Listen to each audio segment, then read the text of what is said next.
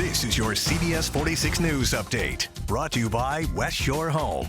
Good morning. I'm Karen Greer. A coronavirus resurgence in Georgia and a dozen other states, with Georgia again reporting one of its highest single-day totals. New numbers from the Georgia Department of Public Health reveal more than 79,000 people have tested positive. That's a 24-hour increase of more than 2,200 people from Sunday to Monday. Saturday to Sunday's record was 1,990 new cases. Georgia also has nearly 2,800 virus-related deaths, 113 people hospitalized just in the past day. Those numbers prompting Georgia's Governor Brian Kemp to extend his order on social distancing and ban on gatherings of more than 50 people. That order also requires the State Board of Education to outline guidance for schools and requires sheltering in place for people living in long-term care facilities and the medically fragile. This new order will run through July 15th. CBS 46 is committed to giving you the most up-to-date information on the coronavirus pandemic. Download our free CBS 46 streaming app for any updates. Right now, a crime alert from northeast Atlanta after several people were in the hospital after a drive-by shooting. Police tell us in all 5 people were shot. At least 1 is dead. It happened on Parkway Drive as 5 men were sitting in front of an apartment building. Police are still searching for that shooter. And today, the former officer charged with killing Rayshard Brooks is scheduled for his bond hearing at 2 this afternoon. Garrett Rolfe facing 11 charges, including felony murder. Rolfe shot Brooks in the back after Brooks ran from an attempted arrest at a Wendy's restaurant on University Avenue.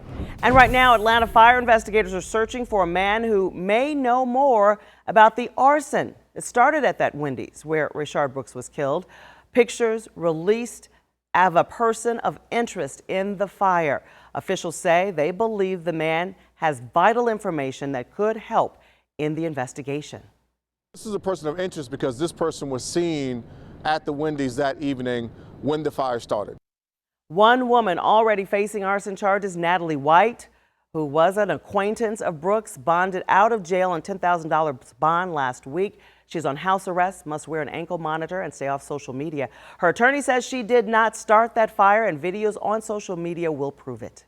All right, let's get the latest on today's weather. If any thunderstorms, rain heading our way, meteorologist Fred Campagna has that.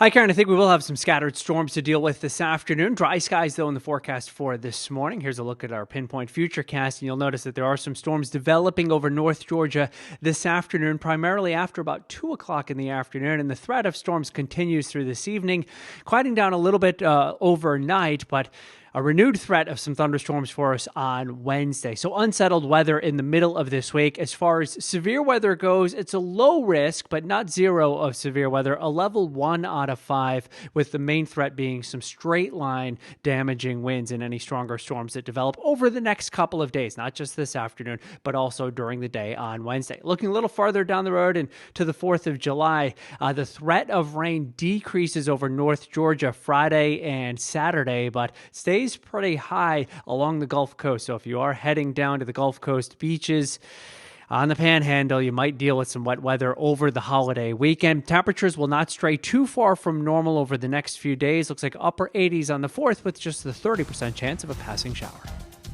This has been your personal news update from CBS 46 News, brought to you by West Shore Home, Atlanta's one-day bath remodeler.